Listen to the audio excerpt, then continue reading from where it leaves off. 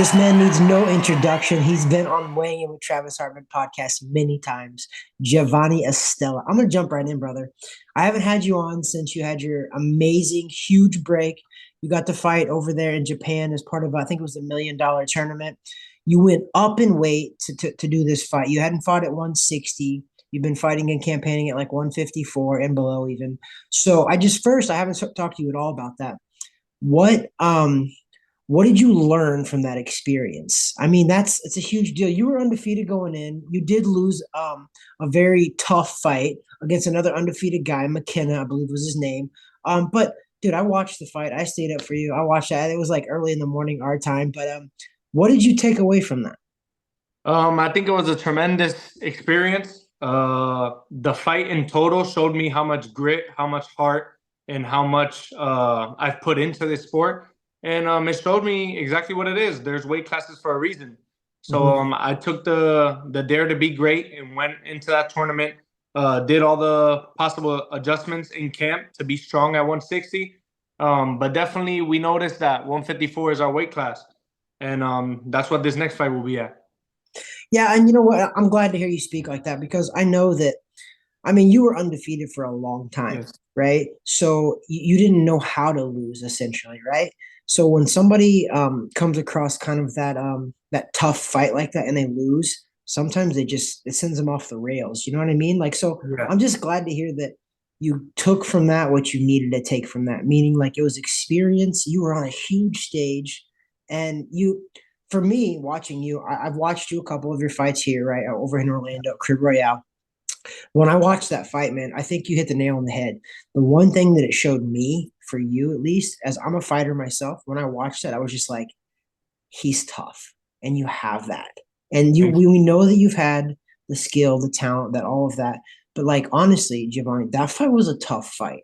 You withstood a lot of damage there, and you delivered some of your own, man. So like, I was honestly, I know it sucked to lose, but I was like, for Yeah. me, I took away from that. I was like, I was happy to see that, dude. You're tough as nails. Thank you. Do you know what I mean? So like, and I don't want to see you have to be that way, but Yeah. it was good to know that I was like, holy crap, like Jeovanny can fight a little bit, man. Like that's what I mean by fight. Like we always knew you could fight, but that was a fight. You know what I mean? Like Yeah. you hadn't been tested like that before. Nah, And never. honestly, I know you lost the fight, but for me, I'm glad to see you guys taking it that way because I was like, dude, that's boxing, man. That's grit. That's how you have to like go into Yeah. these fights now. And I hope that when I see you this couple Fridays from now, December 13th, Carib Royale, you are fighting.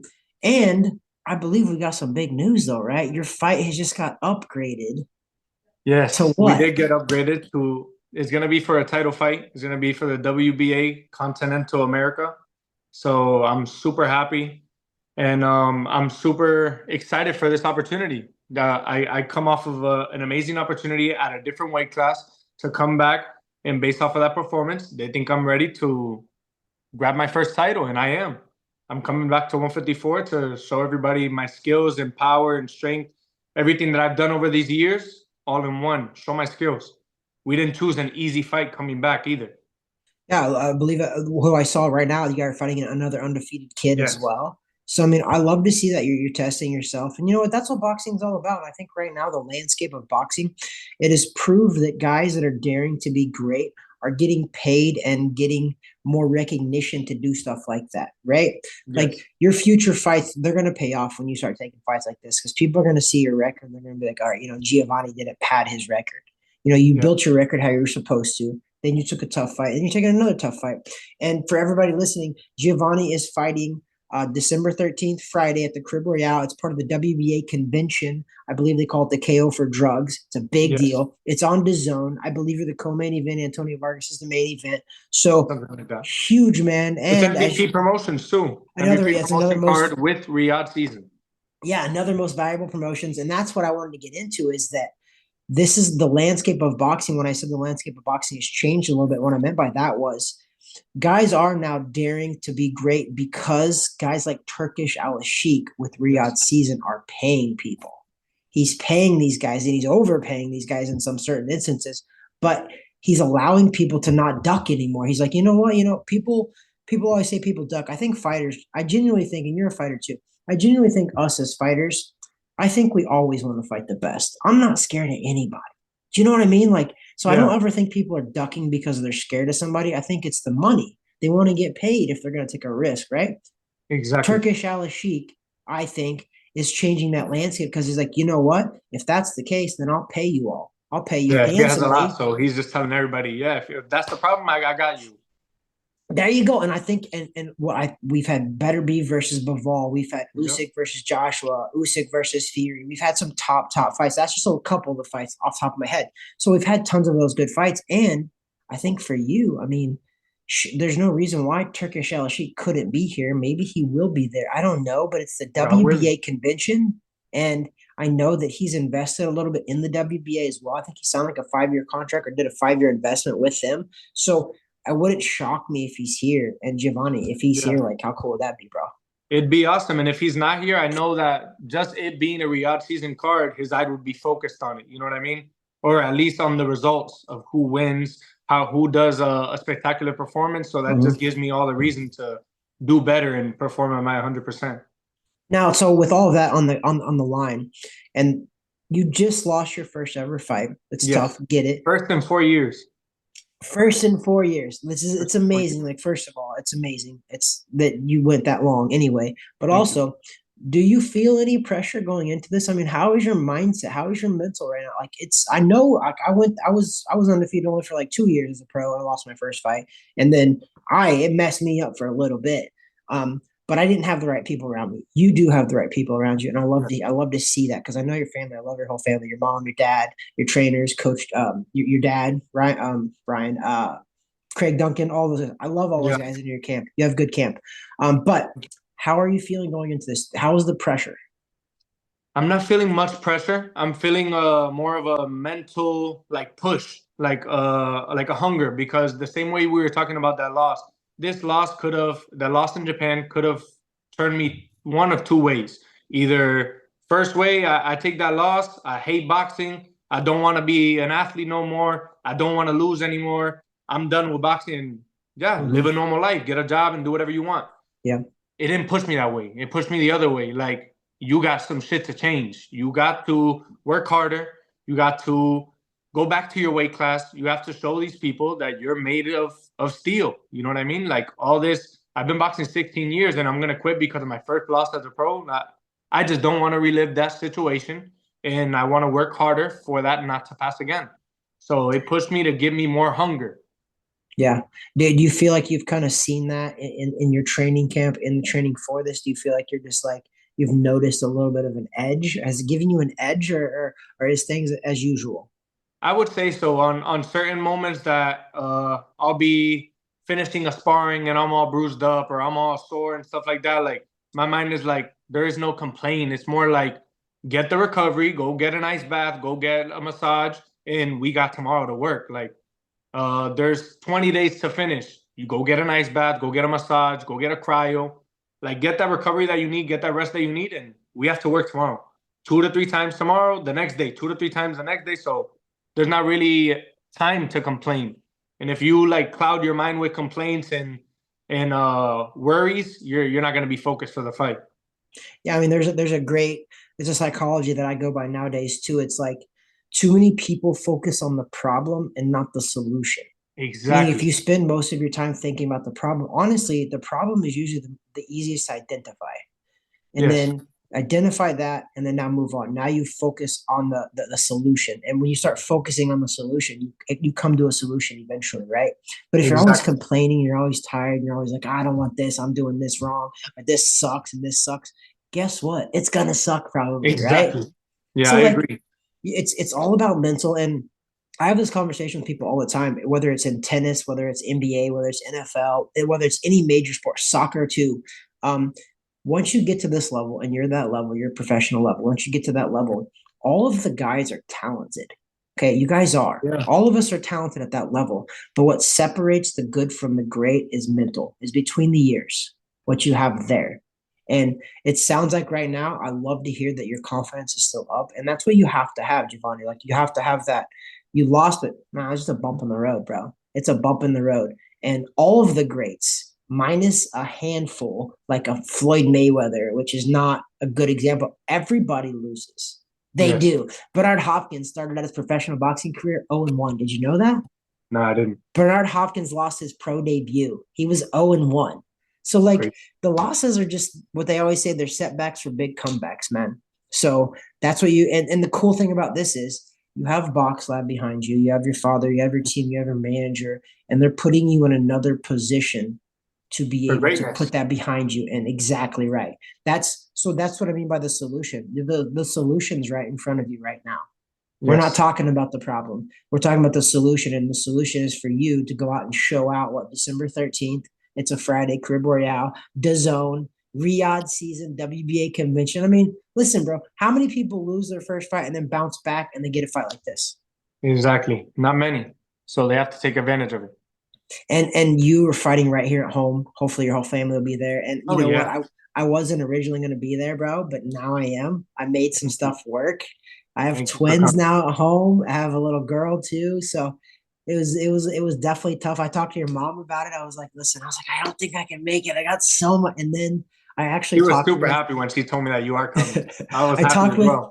I talked with Eric too, and me and Eric talked at Box Lab, Eric, and I was like, I gotta go, dude. I'm gonna get my table. We're going. So I'm gonna be there. My mom's even coming, man. That's So awesome. I'm bringing on new people. There's gonna be a couple other new people at our table too. So I'm happy to be there, but I'm just more happy when I get to sit down and talk with you like this and just get to Thank you. hear that, things are rolling, things are going good still.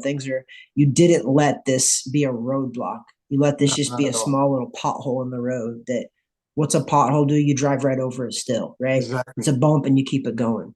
So I like to see that. So have you noticed though, have you guys really was there any one thing that in training camp for this go around that you felt like is different from the previous training camps? Did you add some kind of any little small things, or is it all just kind of the mental and emotional level? It's been definitely the mental and emotional level, but also more running for to have more air for this fight. Definitely, uh, we've been working as a team. Me, my father, Craig Duncan, as you said, Memo Lopez.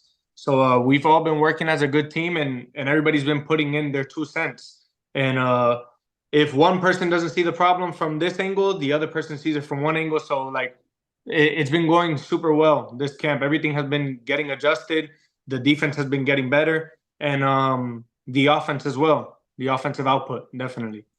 So, not to talk about the loss that much, but to go back to your fight, it just made me think of it because did you think your stamina wasn't where it needed to be? Is that why you're trying to focus on that now? Because you did look a little tired towards the end, but that guy's punch output is not Yeah, normal, right? That's not the normal type of fighter that you would fight. yeah, That's yeah, not the yeah. normal grit, right? So, but you do feel like you need to have better stamina. I think both. It's always better to have better stamina and also definitely the punch output. We were looking at his recent fights and stuff like that, and we knew that his punch output was a lot, but we didn't think it would be like that with me. You know what I mean? Like styles make fights, so Mhm. we were thinking it would be more of a cautious fight, kind of like the first like 2 3 rounds, and then he pumped up the gas on like the fifth and sixth, and definitely Yeah, started feeling it more. Couple punches on the thighs, couple punches on the back. Him using the weight to push me down definitely yeah, added up. And sixth, no, probably like eighth, ninth, and 10th, I was feeling it for sure. So yeah, me sticking in there and having that grit to continue. Sadly, the referee stopped it with around 35, 40 seconds to finish. yeah. That I would have loved to finish, but I think me and my team did the right thing. Yeah. No, you know what? I agree 100% actually, because I was like, you know what? Back in the day, could you have finished that fight? Yeah, Yeah, 100%. You could have, right? But I mean, I'm getting older now too. I get to reflect a little bit on my career. I'm in a different position than you, obviously, but I yeah. get to look back and reflect. And I'm just like, you know what? Sometimes, you know what? It is what it is. Because I think you were down on points anyway. Oh yeah, There was definitely. no reason to suffer anymore. And we've already proved how tough you are. And what's 35 more seconds going to prove? Exactly. Not much, right? So I'm glad that you're seeing that now at a young age because that's very good, right? You did what you had to do, and who cares? Even if it was a minute left, it didn't matter because Exactly. there was nothing more to prove. You proved your toughness. You were there. This guy was much bigger, His output was crazy. I remember watching I him. Just stayed like, strong, stayed on my feet, and those whole 10 rounds, I took it on my shield and didn't go down once. So that I was very happy with that, at least. so out of all of your fights, that obviously was probably one of your toughest fights. For What was sure. that? What was that recovery like? That recovery was like a good, like it was definitely the longest recovery I've had, and it was like a good month, no Yeah, training, a month, yeah, maybe month is four, so probably like five weeks, yeah. no training, no running, no nothing. Uh, I had certain problems with knuckles in the fight and everything like that, so we let everything heal. So now everything's back at 100%. Yeah, I mean, that's got to be something that the average person just doesn't realize. They're like, boxers only fight like 3 or 4 times a year, Yeah, you know? And I'm like, this is why. Like, nobody's going to understand why definitely. you needed a month. They're like, what? I'm like, dude, a month to 5 weeks, even. It was Yeah. probably perfect time. But, like, dude, how'd your body just. I've never been in a grueling 10 rounder like that. I haven't. But I know that I felt like that after 6 round fights Yes, exactly. where I I was needed. talking to my dad and my coaches like after that fight, like even after some of the wins that I've given here in a first round knockout, a 6 round knockout, like it doesn't matter. Even some of the beatings that I've done here, like I walk away very like 2 weeks of no training, no Yeah. nothing. And the first like 4 days are the worst that I'm on like Tylenol for like 4 days, and I'm the one that beat the guy up. Yeah. So Yeah. imagine this one that I took a pretty heavy beating. I was Yeah. definitely in some pain for like a good week or two. I mean, it's just the nature of the sport, man. It's the beauty and the beast of what we chose or what God chose Exactly. us to do, I guess. And that's our platform is boxing. I've also saw something else. I don't know if it's new for you, but is the cold tub new thing for you, or have you always done So I've done it. The first times I started doing it for real, like plenty of times was when I was down in Miami with Xander for that? camp Yeah. last December. Well, last like November, and I was training for the December fight last year on the Mm-hmm. WBA card. And Yeah. yeah, we would spar our 8 rounds and go into the tub, the cold plunge, Yeah. and that's a good 10 minutes right there. And it's definitely humbling the first 2 3 Yeah. minutes that you're like having to control your air, control your breathing output. Yeah. My sponsor, Athletic Recovery Room, just opened that up. I have been going to them for over a year now, for cryotherapy, for the boots that you put on. I forget what they're Yep. called. The Normatex, The some of the Normatec yeah. boots, and also massages and sauna. They have all that. So Yeah. yeah, a good buddy of mine put me in contact with them, and we've been with them loyal for sure. And they just opened up the cold plunge. They hit me up instantly, and probably Yeah. 2 days later, I was doing the first cold plunge. I was the first person to do 10 minutes. Man, so I brought that up because I just recently I bought a cold tub. It's been I Oh, don't know 2 or 3 months nice. ago. My younger brother got me into that. He's also a pro boxer too, but he Really got me nice. into it. What's that? I said really nice. I didn't know. Yeah, yeah. My younger brother, he's actually 10-0 professional boxer. Wow. Yeah, Where's he from? I'm from Missouri too. We're both from Kansas City, Missouri. He actually Really lives down in nice. Fort Lauderdale now, but he hasn't fought in 5 years, 6 years. Okay. I actually funny story. I'll tell this first too. So I hope he listens to this. I had him a fight against Alfred Angulo on the Oh wow. undercard, one of the TV fights of the first Deontay Wilder versus Tyson Fury fight at Staples Center. That would have been amazing. I had him a fight on that card. It was the Angulo's fight fell out. They gave us like 3.5 weeks notice, and I was like, we'll take that. Like the Yeah. money was good too. He was 10-0. Brother was 10-0. Just Angulo came is off. on the Yeah, and way like I out. was like, this is, and my brother's a lefty as well. So like Oh, we're like for sure. And brother started this business. It took off through the roof, and he ended up being like, Trav, I'm going to Australia vacation for like 3 4 weeks. And I was like, and he's never fought since. It's been like 5 6 years now. His business really took off. Again, hopefully it's he doing hears really this well. and he gets back into it. I've had him. He's been actually coming up to my house now and training with me a little bit. So who knows? But what brought that up was the cold tub. So I've been Yeah. seeing Joe Rogan and all those guys doing the cold tub, Dana White, big all that. So I was like, I bought one. I did it a couple times with my brother, and I was like, oh my god, I love this. So, dude, I had a 25-day streak. I did 25 straight days, Of full f- plunge? 5 minutes straight, fully to the neck, in Serious. 38 degrees. Oof. 38 degrees, fully submerged. And I'm not kidding. I felt the best I've ever felt, man. You Like it's start they the days suck. off better. Your They do body feels a suck. whole lot better. Like when you said that when you're in there, they suck for sure. But when Oh I'm yeah. done, I'm just like, man, this thing, it's amazing, man. You're So brand new, but everything's slower. That's how I feel. it's here. I feel like for me, it's there's studies behind the studies also say that they say so. Just an example is I've never done cocaine, but here's the example. They say cocaine will give you a feeling of like 15 minutes, something like that, like a Oh, euphoric wow. feeling of like 15 minutes, right? They say that a cold plunge will give you that same euphoric feeling for more like 2 to 3 hours, So we where got to it get everybody stays in off the your street body. and hold Let's them under go. the cold plunge. Exactly. We're gonna get all the drug addicts. I'm gonna put them in the cold plunge, and Put you a have to top over stay. it. Put a top over it with a hole so they can breathe. You had to take it that far, didn't you? Yeah. You had to take it that far. But And they'll like, get that feeling for 2 to 3 hours and stay healthy.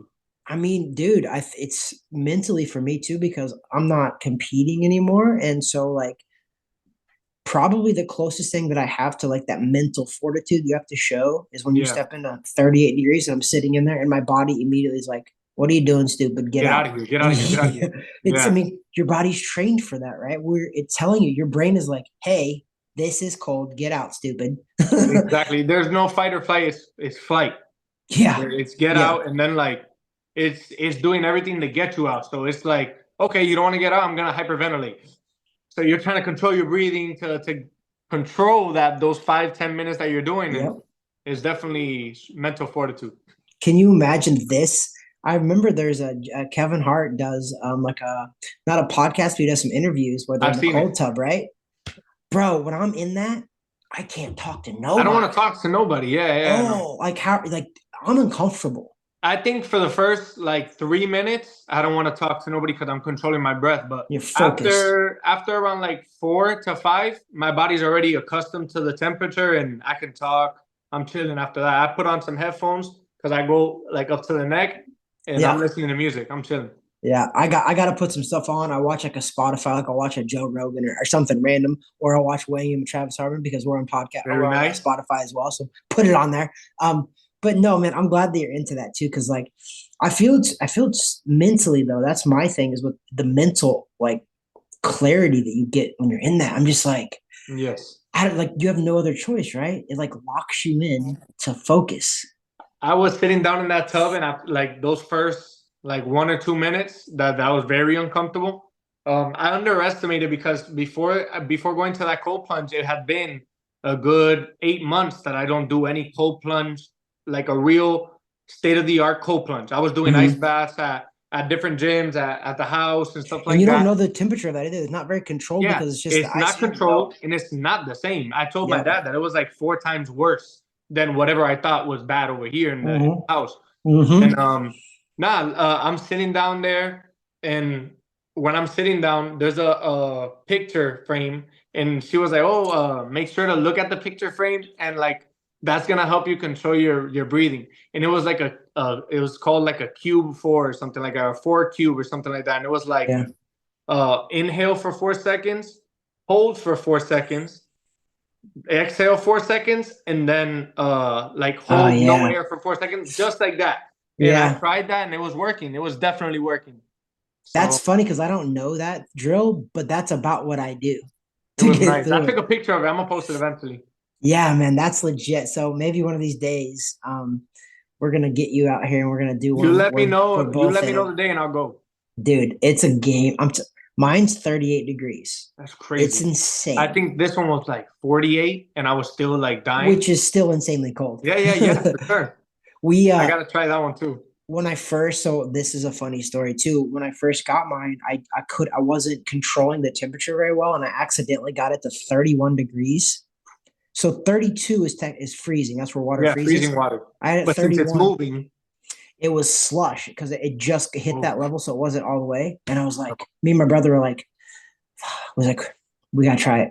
I oh, got you in went that, in bro. it? I lasted 1 minute, and he did two. No, I can't do I that. lasted 1 minute. Slush is crazy because that contact on you. Oh no. Yeah, bro, it was like that one. I don't know if there's any like good things that can happen at that cold, Yeah. but we were just like, we got to see what we got. And I did a minute, and bro, it hurt. Like your toes start to sting a little bit. And I was like, dude, this is not good. I gotta get out. But Yeah, I that was go the in with my coldest I ever socks. did. So they studies say too that you should do like the cold tub and then you jump immediately into like a sauna or something, that heat and cold. And that's I'm glad that the science and the sports science that we have now with recovery and things like that, I'm glad that you're doing those things and listening to those things, because it is going to help your body go later in your career. For So sure. keep doing that stuff. I mean, I love it. I love to see that, because I'm just getting into all that stuff and I'm a little bit older now, but we never really knew of stuff like that at the time. So I'm talking 20 years ago, man, when I was pro. That's insane. I turned pro 21 years ago. That's crazy. Insane. I wouldn't have thought that. 21. I turned pro at 20. I'm 41 right now. It's Oh, insane. crap. I thought Yeah. you were like 35. I appreciate it, man. I mean, I feel good, but yeah, no, I'm 41, man, and I love this too, because people talk about boxers and they see boxers and they're just like, they think that we're supposed to be punch drunk, retarded, beat up, and all this stuff, Yeah, and they no. see me and I'm like, dude, I had 170 amateur fights, I had 46 Yeah. professional fights. I feel okay. I look okay. I You take care of my talk super body. well. I take care of my body. And here's the thing, dude, and this is for you too, because you're at that age where I was at too, when I was having some fun too. Like I was fighting on like HBO, ESPN, pay-per-view, crazy stuff like that. So I did party a little bit for sure. But I never abused anything, right? I never did drugs, nothing like that. I did drink on occasion, but I didn't let that wrap me into all that stuff. So I think that's why Yeah. I'm still here talking, because I think a lot of the guys that are punch drunk also abused some drugs. They abused alcohol. They used a lot of stuff like that. So that's one thing Yeah. that I would say, just, go easy on all that stuff. Definitely, for sure. I For mean, sure. don't do drugs at all, but go easy on the other stuff like the alcohol and stuff like that. Like I do it in moderation, just like I do now. I'm sipping on some bourbon when I do these podcasts. That's it. I sip on it and that's it, because I'm chill For with that. sure. But that helps the longevity, man. And this is where I hope, if I can even pass anything on to you or anybody else, it's about longevity in life. You want a healthy life too, right? So that's why I was happy to hear that you weren't too awfully upset with your pops in your corner, and even the fight when they stopped it with, whatever, 35, 45 seconds to go. Yeah. Doesn't matter. You already proved that you were tough.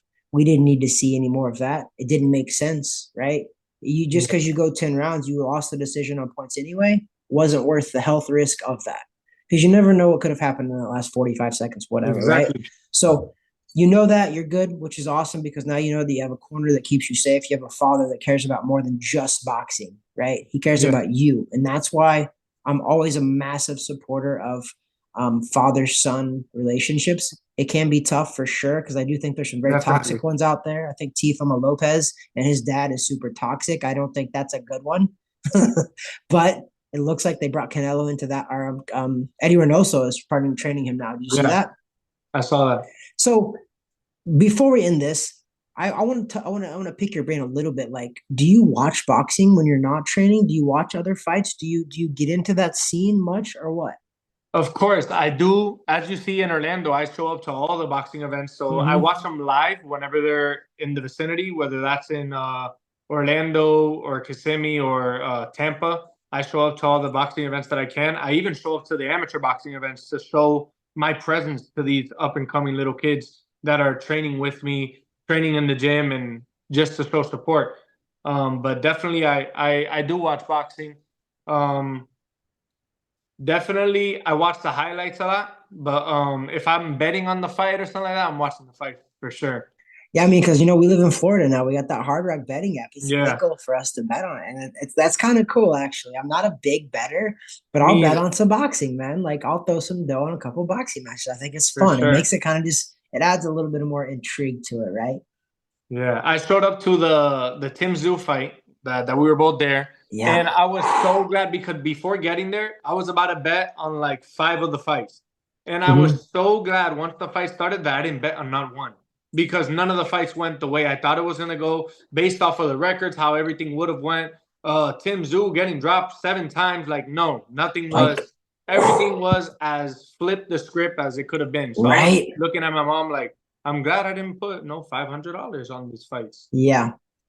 No, for sure. That was crazy, man. That was Yeah. definitely, but that's again, that's boxing, man. Like Boxing. Tim Tszyu was a world champion 2 fights ago, 3 fights ago, like battled to a split decision, lost in a world title fight against Sebastian Fundora, Yeah. immediately bounces back and fights for another world title against this untested, unknown Russian who clearly is a stud. Like Yes. he That nobody showed knew about. that nobody knew about, and you know what's wild when you say that, you're like, nobody knew about him, but he was a world champion. Isn't Exactly. that insane? But that's like the beauty and the beast. That's how beautiful and ugly boxing can be. It's beautiful for Murtazaliev was his name, and it's ugly for a guy like Tim Tszyu because like that Yes. poor guy put everything into it. They were expecting a bounce back. They're expecting that world title, but then boom, you lose. But true champions, Tim Tszyu's back. He's in the gym. The dude's training his butt off. So you know he'll Yep. bounce back for sure. Murtazaliev, hopefully he gets another big opportunity. Maybe a rematch. I don't know if I want to see a rematch. I think Tim Tszyu should go I a don't know. different direction.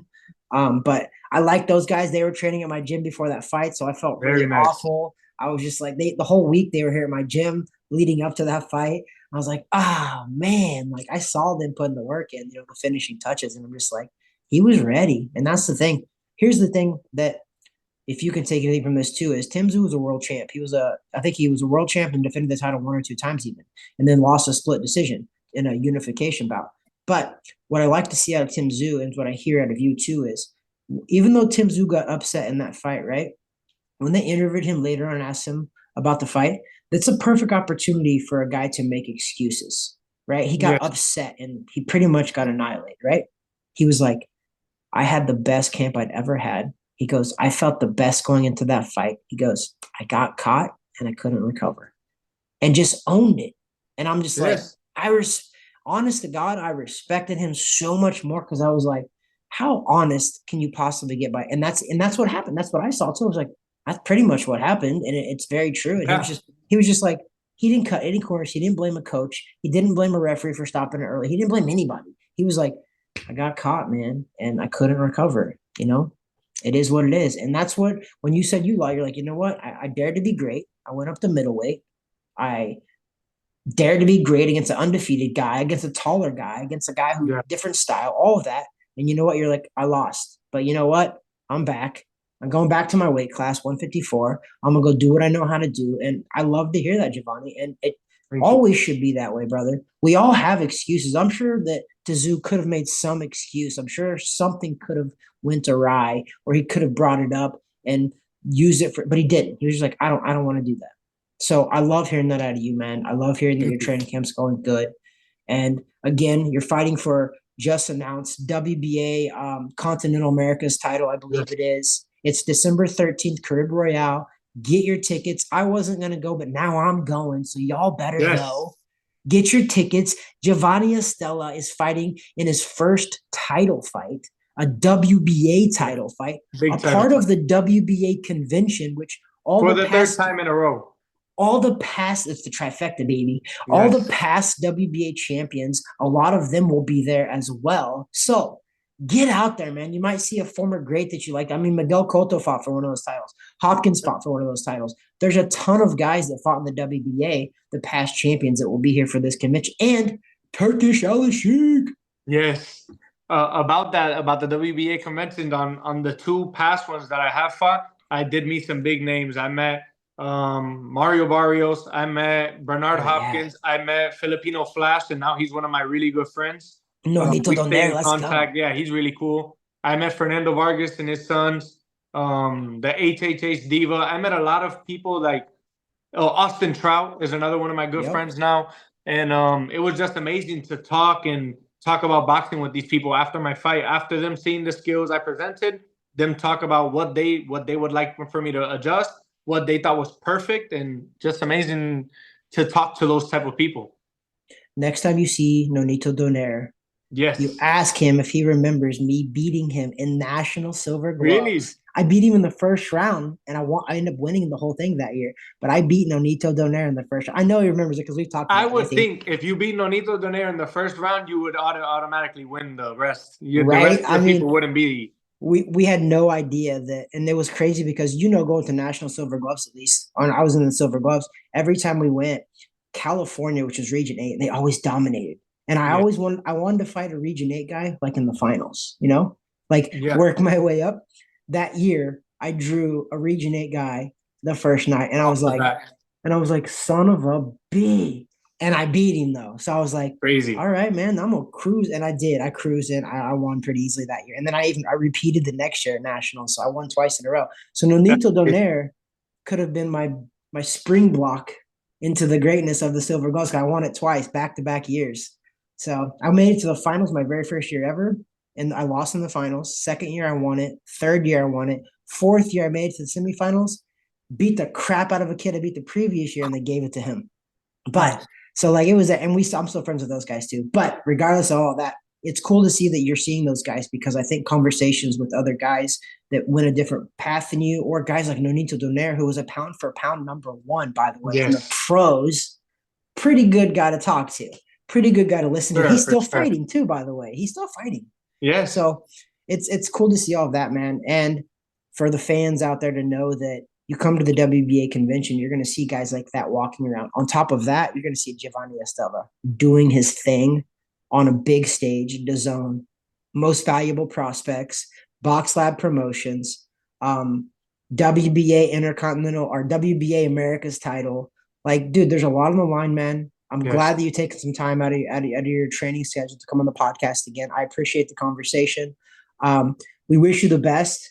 And is there anything that you want to leave? You got any sponsor you want to shout out to? You got anybody in mind? I don't want to put you on the spot, but if you have somebody in mind, go for it.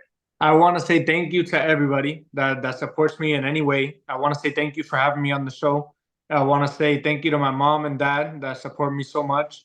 I want to say thank you to all the loved ones that I have that support me as well. And thank you to all my sponsors. All of you guys are super important to me. And you will be seeing them soon posted on my outfit and Let's everything go. ready. So I want to say thank you to everybody and all the fans that come out to support as well, because without you, there is no lightning. And December 13th, there will be lightning. I love it, man. Also for tickets, who do you want them to contact? I know the I show on want them to Ticketmaster, but you got them contact too. I want them to contact my mother at Impact Boxing and Fitness or by her number 407-925-4045. Okay, well, I'll try to put that a For little sure, on the for sure. bottom part of this as well. Again, Matt, I appreciate it. God bless you guys. It's almost, I guess we can say happy holidays, Merry Christmas, almost Happy New Year, all of that, all in Yes. one. But I'm looking for an early Christmas present for you, December 13th, and Me too. I think a little strap would be nice. I think the strap is all I need. I think now you went from 160 to 154, so that means that your pants are a little more saggy. You need a belt to hold them up. I agree. Let's go. Completely agree. God bless, bro, and I appreciate you coming on the podcast Thank again you, too, man. Travis.